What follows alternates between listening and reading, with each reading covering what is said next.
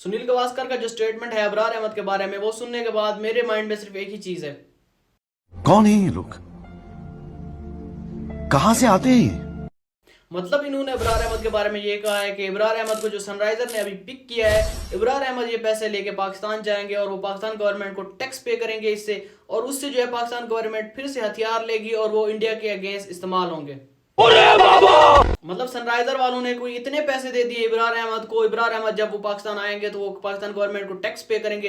Pakistan government जो है उससे कोई फाइटर जेट ले लेगी, उससे कोई टैंकर ले लेंगे, उससे कोई न्यूक्लियर बम तैयार कर लेंगे। वो एक ही काम करेंगे कि वो इंडिया पे गिरा दें।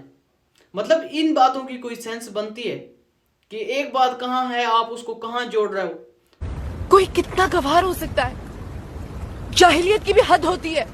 जब इंसान नॉनसेंस बातों की हद से पार चला जाता है तब वो ऐसी बातें करता है जैसे अब सुनील गावस्कर कर रहे हैं। मतलब एक प्लेयर जिसका अभी तक ये भी क्लियर नहीं हुआ, क्योंकि जब 100 लीग होना है उस टाइम पाकिस्तान और न्यूजीलैंड की जो सीरीज है उसके बारे में बातें चल रही हैं कि पाकिस्तान और न्यूजीलैंड की सीरीज हो जाए, अबरार अहमद जो है वो 100 लीग के लिए अवेलेबल ही ना हो। अभी तक वो बातें चल रही हैं, अभी तक ये बातें कंफर्म नहीं हुई। और इनकी बातें देखें आप, जैसे सनराइजर वालों ने जो इब्रार अहमद को नहीं बल्कि पाकिस्तान गवर्नमेंट को पेमेंट पे करनी है। इन लोगों की ये बातें सुनने के बाद, ये चीजें देखने के बाद मेरे माइंड में सिर्फ एक ही चीज आ रही है, आप कहाँ थे ज्ञानी बाबा? चलिए अब सनराइजर वालों ने जो वो इब्रार अहमद को पिक कर लिया। अब सनराइजर वालों को इतना क्रिटिसाइज किया जा रहा है, चाहे फिर इनकी क्रिकेटर हो चाहे फिर इनकी एक्ट्रेस हो, सब जो है सनराइजर वालों को क्रिटिसाइज कर रहे हैं। लेकिन यही चीजें जब इनके ऊपर खुद आती है तब वो कहाँ होते हैं।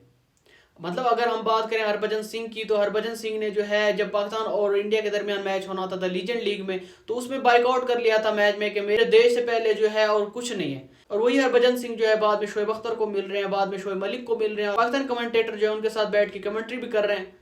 तब कहाँ होती है आपकी देशभक्ति? तब तो नहीं होती। तब किस वजह से नहीं होती? तब इनका जो है अपना प्रॉफिट हो रहा होता है, इसी वजह से नहीं होती। अब सुनील गावस्कर जो सनराइजर वालों को इतना क्रिटिसाइज कर रहे हैं, अगर कुछ टाइम पहले बात करें तो यही सुनील गावस्कर जो है वो पाकिस्तानी कमेंटेटर के साथ बैठ के कमेंट्री कर रहे थे। कभी ये वसीम अकरम के साथ बैठे हुए हैं, कभी ये वकार यूनिस के साथ बैठे हुए हैं, कभी ये शोएब मलिक के साथ बैठे हुए हैं।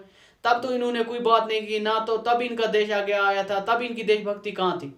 लेकिन उस टाइम उन्होंने कोई बात भी नहीं की। उस टाइम क्यों नहीं की? क्योंकि उस टाइम जो है इनका खुद का कोई प्रॉफिट हो रहा था। बात तो सही है। या तो फिर इनको ये चीज पता नहीं थी कि वसीम अकरम जो वो भी पाकिस्तानी, वो भी पाकिस्तान गवर्नमेंट को टैक्स पे करते हैं, वकार यूनिस जो है वो भी पाकिस्तानी, वो भी पाकिस्तान गवर्नमेंट को टैक्स पे करते हैं, या फिर शोएब मलिक जो है वो भी पाकिस्तानी, वो भी पाकिस्तान गवर्नमेंट को टैक्स पे करते हैं। या तो फिर इन चीज़ों का जो है इनको इल्म नहीं था, या फिर जो है उस टाइम अपना जो है इनको प्रॉफिट हो रहा था जिसकी वजह से इन्होंने कोई बात नहीं की।